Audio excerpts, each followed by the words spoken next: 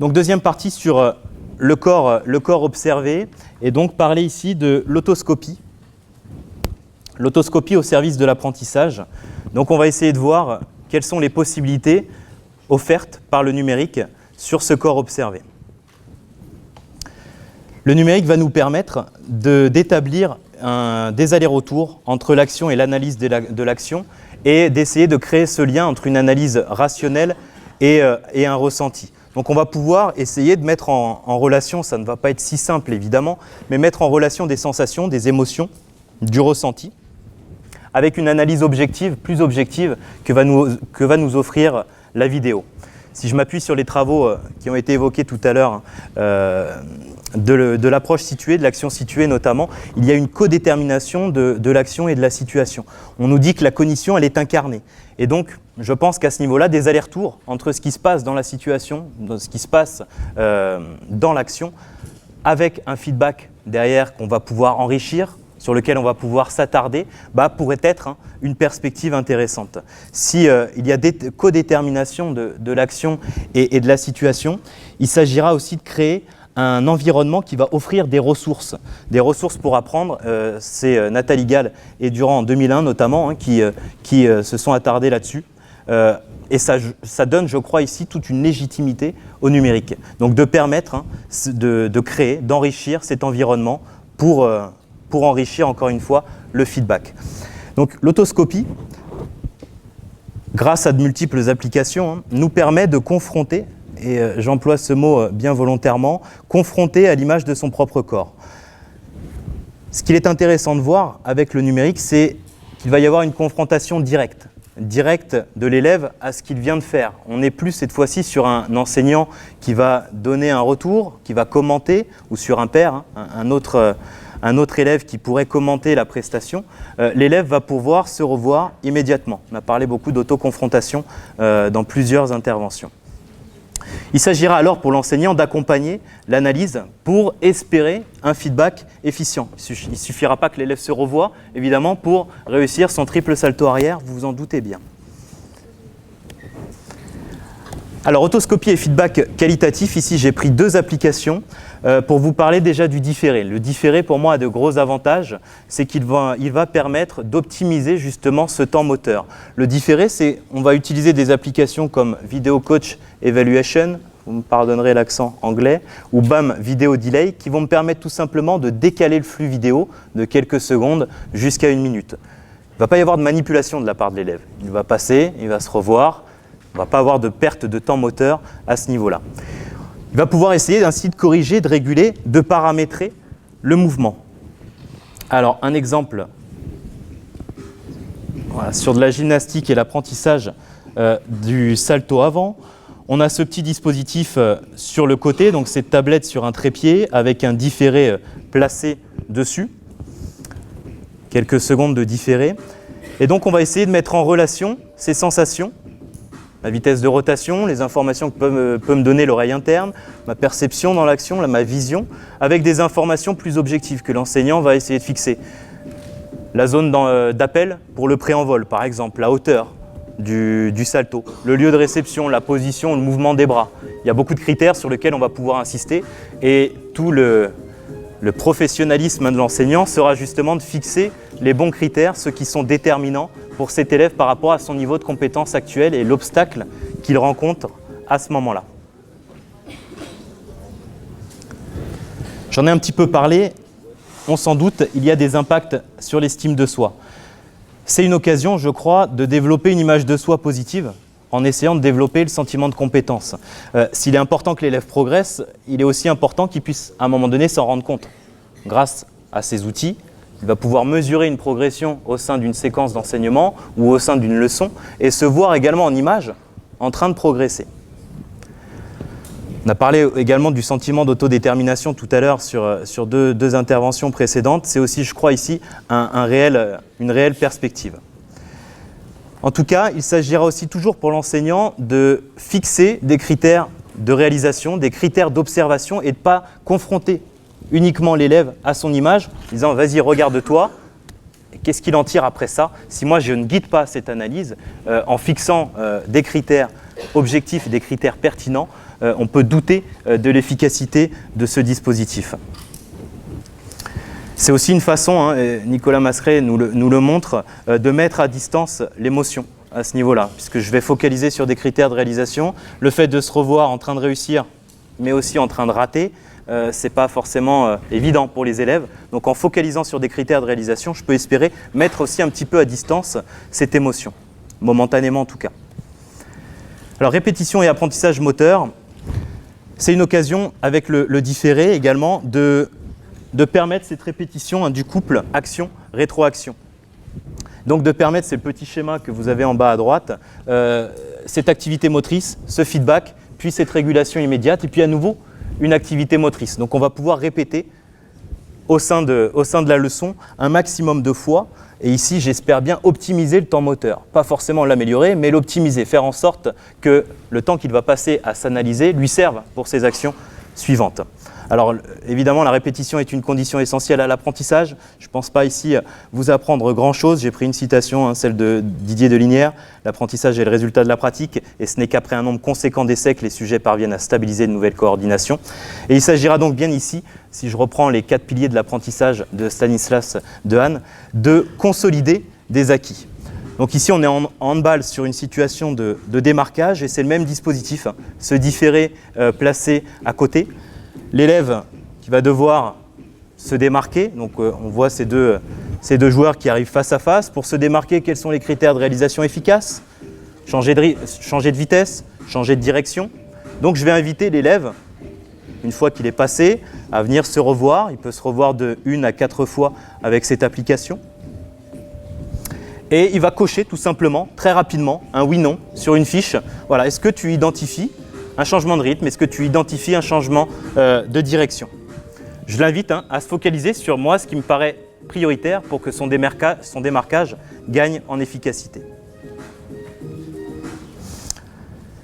Alors, possibilité suivante avec le numérique, rendre visible l'invisible. Alors j'ai mis ça évidemment entre guillemets puisque évidemment on voit des choses dans l'action, mais là ce que je voulais montrer, ce que je vais essayer de montrer, c'est que le numérique va nous permettre de s'attarder un petit peu sur ce qui se passe in situ pour prendre du temps et analyser ce qui peut être pertinent, encore une fois, d'aanalyser pour progresser. Première possibilité, préciser avec une application ici CoachEyes sur iOS ou Android. Il y en a d'autres qui nous permettent ici de faire une analyse vidéo, d'annoter des choses et également de chronométrer. L'objectif va être d'amener les élèves à chronométrer le temps qu'ils passent dans la zone de transmission. Donc, pour ce faire, nous allons nous focaliser sur cet élève-là, sur ce groupe d'élèves, et nous allons voir combien de temps le témoin va rester dans la zone. Donc, avec CoachEyes, on peut facilement identifier le moment où le témoin rentre dans la zone, à savoir ici, prendre l'outil chronomètre, le déposer juste en dessous et faire avancer la ligne de temps jusqu'à ce que le témoin sorte de la zone. À peu près ici, soit 3 secondes et 80 centièmes. Donc, l'objectif du Retool 6 sera d'amener les élèves à diminuer ce temps de présence dans cette zone-là. Donc ici, par le numérique, j'espère préciser un retour quantitatif. C'est l'élève très vite qui va pouvoir manipuler lui-même cet outil, c'est assez intuitif, ça ne met pas bien longtemps à ce que l'élève se l'approprie. Je travaille en collège et en lycée, donc même avec des 6e, 5e, ça fonctionne. Il faut prendre un petit peu de temps évidemment pour se familiariser avec l'outil, mais il va pouvoir mesurer ce qui se passe dans cette zone de transmission. On pourrait envisager ensuite qu'il renseigne sur un tableur de type Excel le temps passé, et puis on va pouvoir avoir une idée du pourcentage que le pourcentage de temps que le témoin a passé dans cette zone-là. Une deuxième possibilité avec le numérique, révéler certaines choses. Une application qui va me permettre cela, c'est Hudl Technique, qui fait la même chose que CoachEyes. Ce sont des analyses des applications d'analyse vidéo. Et donc ici, on s'intéresse à une montée de balle avec un retard de la part des défenseurs et au choix réalisé par le premier porteur de balle, celui qui part en dribble. Donc on le voit bien, il ne fait pas forcément le choix le plus pertinent, il a une partenaire démarquée, peut-être qu'il ne la voit pas dans la situation. Le numérique ici va me permettre de prendre un peu de temps pour travailler sur ce feedback et puis formuler avec lui des hypothèses. L'hypothèse, elle peut être déjà d'ordre affectif. Tout simplement, il n'a pas envie de lui donner le ballon. Elle est mieux démarquée, je ne m'entends pas avec elle, ou j'estime que son niveau de compétence n'est pas suffisant, je ne lui donne pas le ballon. Mais l'hypothèse, elle peut être aussi perceptivo-décisionnelle. Les théories écologiques nous disent qu'on ne perçoit dans la situation que ce que nos compétences nous permettent de faire. C'est des questions à se poser par rapport à ça. Donc peut-être que cet élève n'est pas capable, sur son dribble de progression, de réaliser une passe efficace. Peut-être que pendant ce dribble de progression, il ne perçoit pas ce partenaire démarqué. Donc ici, je vais pouvoir focaliser avec lui sur le bon choix à réaliser. Troisième possibilité, pour rendre visible entre guillemets l'invisible, on va pouvoir optimiser certaines choses. Ici, avec une application comme Sprint Timer, on est sur de la photo finish à l'arrivée d'une course. On va pouvoir déjà être sûr de savoir qui a gagné. Pour mes élèves, mes 4 élèves qui courent en même temps, très orientés, dirons-nous, par des buts de performance pour rester polis, qui ont très envie de gagner, c'est important d'être capable clairement d'identifier un vainqueur. Ici, cette application, on le verra après en image, va me permettre cela, va me permettre aussi, pourquoi pas, de l'inviter à casser au niveau de l'arrivée. Je vais pouvoir lui montrer très vite qu'en penchant le buste vers l'avant, il va pouvoir gagner quelques centièmes de seconde et ça peut être un impact important, notamment sur un 30 mètres pour des élèves de 6e. Donc ici, on va avoir un chronométrage beaucoup plus précis. Le numérique nous invite aussi à re-questionner, je crois, la pédagogie du modèle. Avant l'action, dans un premier temps, avec une application dont j'ai pris l'exemple ici, JMEPS, l'élève pourrait avoir l'exercice à réaliser. On est sur une application qui nous permet d'avoir une progressivité des ateliers, des exercices en gymnastique sportive sous forme progressive. Donc l'élève va voir ce qu'il y a à faire, petite vidéo, quelques critères de réalisation à côté, sur lesquels je vais l'inviter à focaliser. Ça va me permettre, moi, d'éviter aussi la démonstration le vendredi matin à 8 h. Ça va me permettre de mettre l'élève face à un modèle qui est peut-être bien plus pertinent que moi en gymnastique, même si mes compétences sont avérées. Ça va me permettre aussi de gagner du temps, puisque là, je vais peut-être pouvoir me concentrer sur l'élève en difficulté, sur l'élève qui est en échec. Et donc, je me décharge de certaines répétitions de critères constamment. Le numérique après l'action nous invite aussi à re-questionner cette pédagogie du modèle, puisqu'on va pouvoir aisément comparer deux situations, que ce soit sur des montées de balles, que ce soit sur des activités plus morphocénitiques. On le faisait beaucoup avec Kinovea il y a quelques années, ça doit parler à beaucoup d'entre vous. Maintenant, on passe plus, c'est vrai, sur des applications tablettes de type Hudl Technique ou Coachize, les deux que j'ai utilisés précédemment. En tout cas, c'est un formidable moyen à ce niveau-là de rendre l'élève réellement acteur de son apprentissage. J'essaierai d'en toucher un mot à la fin. Des limites au niveau du corps observé, comme je l'ai pointé tout à l'heure. Déjà, cette idée d'objectiver le ressenti. Évidemment, tout n'est pas conscientisable, entre guillemets, et il y a peut-être aussi à ce niveau-là une contradiction avec la recherche d'intériorisation de repères. Avec un smartphone, on peut prendre maintenant sa mesure cardiaque, sa fréquence cardiaque, vous savez, en plaçant le doigt sur l'appareil photo. Il y a des applications gratuites qui me permettent d'avoir une mesure de ma fréquence cardiaque, mais est-ce qu'il n'est pas important aussi que l'élève soit capable lui-même de prendre des repères, d'avoir des sensations? Je ne veux pas que le numérique éloigne des émotions, des sensations, évidemment. Donc, toujours avoir cela à l'esprit, je pense. Également, au niveau du couplage perception-action et de l'approche écologique que j'ai rapidement évoquée tout à l'heure, celle-ci nous dit que le sujet perçoit l'environnement en termes de possibilités d'action.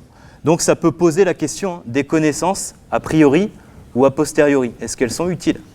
Puisque tant que je ne suis pas immergé dans la situation, dans l'action, ces connaissances, peut-être, n'ont pas vraiment d'impact sur l'apprentissage et mes progrès.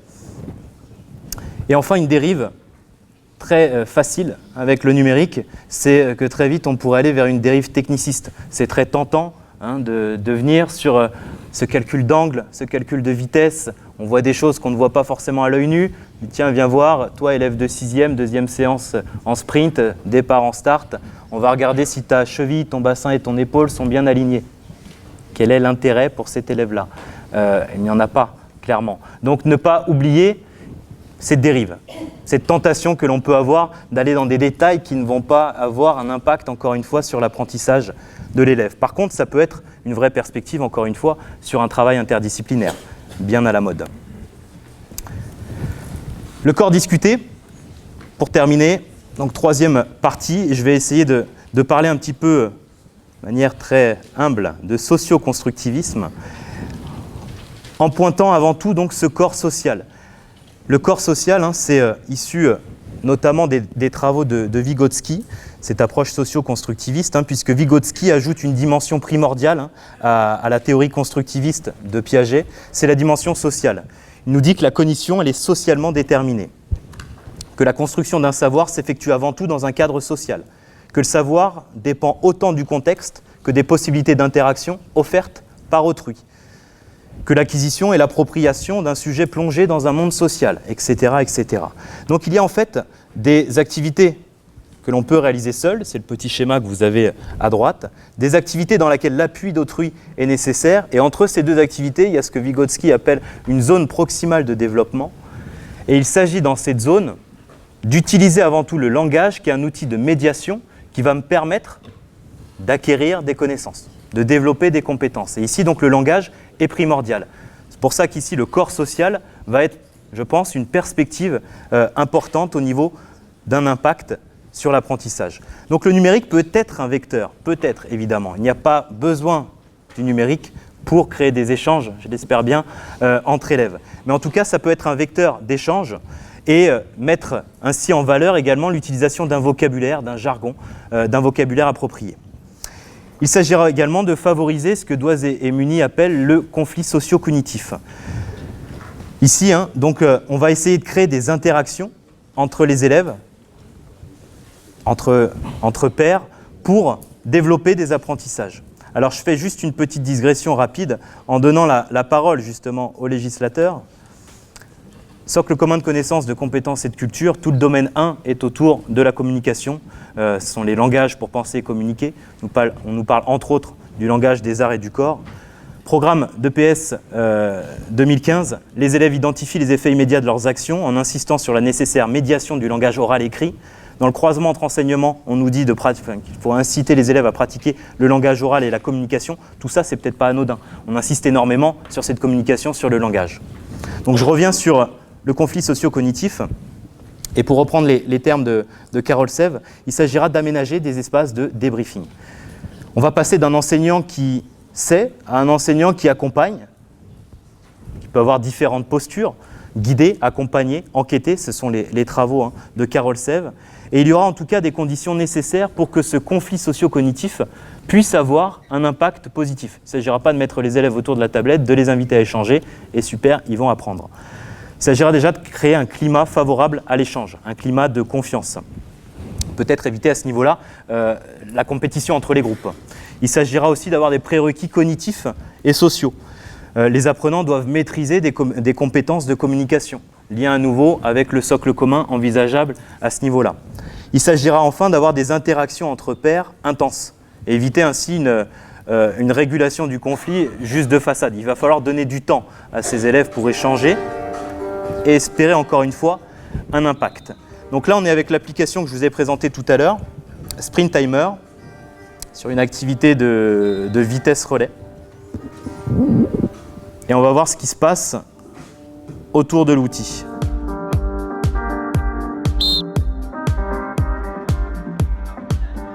Regarde mon bras comment il passe. Non mais c'est pied. Et puis après il y a Philippe quatrième. Troisième.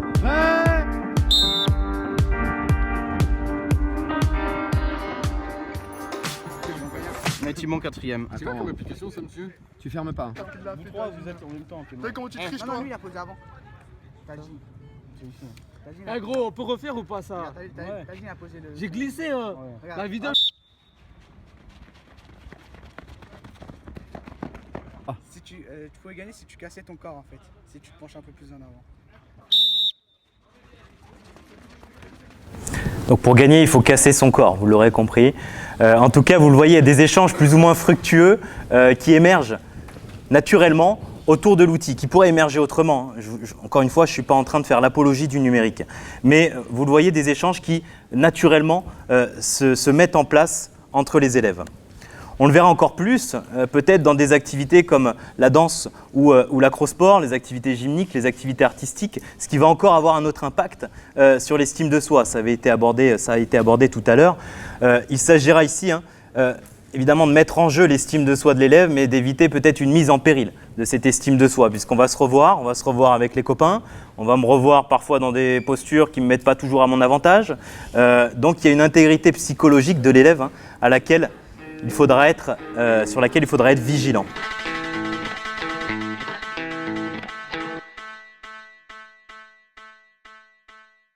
Ouais, franchement, il a bien les mains sur les omoplates. Non, mais il a bien les mains sur les omoplates. Tu recommences? Les mains, elles sont bien. Il n'est pas assez tendu là. Si on est droit. Si c'est mou, il est droit là. Ah, on avait fait ça. Voilà, donc là, regarde. Toi, tu fais la passe de Mamadou. Ouais, tu vois. Mais là, c'est bon, elle est bien alignée. Donc on garde comme ça. Et si tu peux, toi, tu peux écarter les bras aussi. Tu peux écarter les bras, regarde. Ouais, mais il faut qu'il tienne. Non, on va écarter, regarde, tu vois. Ah non, elle le rate. C'est mieux de t'écarter les bras. Ouais, mais elle l'a refait, non? Je sais plus. Donc on le voit encore une fois, beaucoup d'échanges qui s'opèrent et des pistes à explorer à ce niveau-là pour les rendre encore plus efficaces. Déjà focaliser, comme je le disais tout à l'heure, sur des critères de réalisation. Mettre également en réussite l'élève.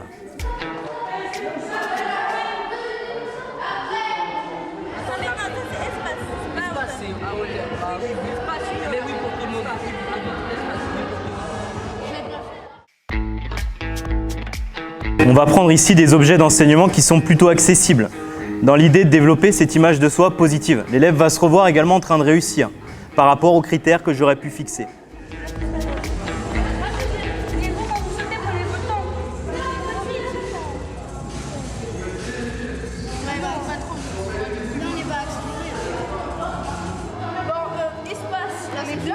Attends, on verra après.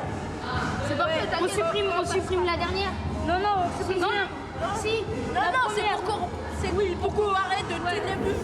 En tout cas, il y a une progressivité nécessaire puisqu'on ne va pas forcément confronter évidemment l'élève à l'ensemble de la classe. On ne va pas tout de suite projeter ça à vos 25 élèves, vous en doutez bien, ce sont les stratégies qu'on a tous. On va commencer peut-être par lui permettre de se revoir avec un partenaire, avec un petit groupe, peut-être avoir à ce niveau-là des groupes affinitaires. Ça va être plus simple dans un premier temps pour lui permettre d'avoir cette autoscopie de manière plus profitable et en tout cas qui ne mette pas en péril encore une fois l'estime de soi. Quelques limites sur le corps discuté. Déjà, c'est reconsidérer le statut de l'erreur. Il s'agira de développer un climat de maîtrise, un climat de confiance. C'est également dit dans les nouveaux programmes. Pour que l'élève accepte des démarches où il tâtonne, prend des initiatives, se trompe et recommence, il est indispensable ici de créer un climat de confiance. À ce niveau-là, attention aux attributions causales. C'est la théorie de Weiner, c'est 74 si je ne dis pas de bêtises, où il s'agirait donc d'attribuer l'erreur à une cause instable, comme l'effort ou la chance, plutôt qu'à des causes stables. Donc être vigilant à ces choses-là pour que l'erreur soit bien perçue comme un moyen de progresser et non pas un blocage qui me conduit à l'échec et à l'arrêt de l'activité. Deuxième limite, le numérique, s'il se veut avant tout un outil de communication, Internet a été créé notamment pour cela, c'est peut-être aussi un outil d'isolement. Et il faut, je crois, l'avoir toujours à l'esprit, notamment au niveau de l'impact que peuvent avoir les réseaux sociaux sur les adolescents et le mal-être des adolescents. Il y a des études américaines, j'en ai trouvé une dans la revue American Academy of Pediatrics 2011, où on parle de dépression Facebook. Vous savez également, toutes ces personnes, on dit on ne communique plus avec le numérique, chacun est sur son smartphone, on ne se parle plus. Donc ça, je crois qu'il faut aussi l'avoir à l'esprit quand on parle d'un corps discuté, d'un corps social par le numérique. Il faut également faire attention, je crois, à cela. Donc pour conclure rapidement, la recherche d'un bon compromis. Il s'agit de vivre des émotions, mais aussi de comprendre son ressenti. Et à ce niveau-là, il y a forcément un compromis à trouver. Donc le numérique ne doit pas couper, ni même éloigner de la possibilité de vivre des émotions, de ressentir des sensations in situ. Il ne s'agit pas de tout rationaliser, ce n'est pas le message que j'ai voulu faire passer ici, mais si comprendre est nécessaire, ça remplacera nécessairement jamais l'expérience et jamais les sensations que l'on peut vivre dans l'action. Un petit modèle pour nuancer encore une fois l'ensemble de mes propos.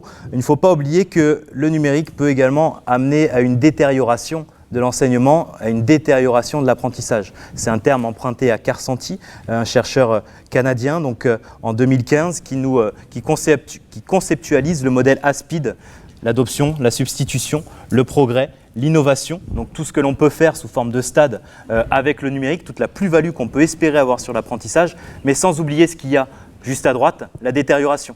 Si c'est par exemple perdre du temps moteur, si c'est mettre l'élève en échec, évidemment, ce n'est pas bénéfique ni pour l'enseignant ni pour l'élève.